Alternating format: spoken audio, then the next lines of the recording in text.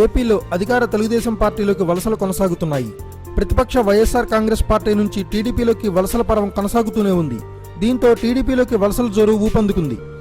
గుంటూరు జిల్లాలో వైసీపీకి భారీ షాక్ తగిలింది.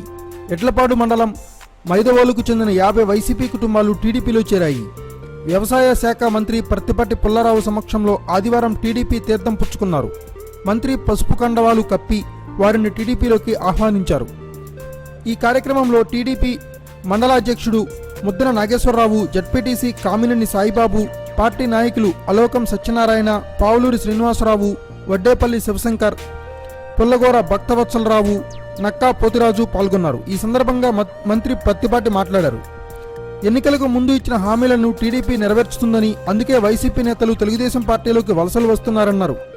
రానున్న 2 ఏళ్ల కాలంలో నియోజకవర్గాన్ని ఆదర్శంగా తీర్చిదిద్దుతామని, సిఆర్డీఏ పరిధిలో ఉన్న ఎడ్లపాడు మండలం అభివృద్ధికి చిరునామాగా నిలపబోతుందన్నారు.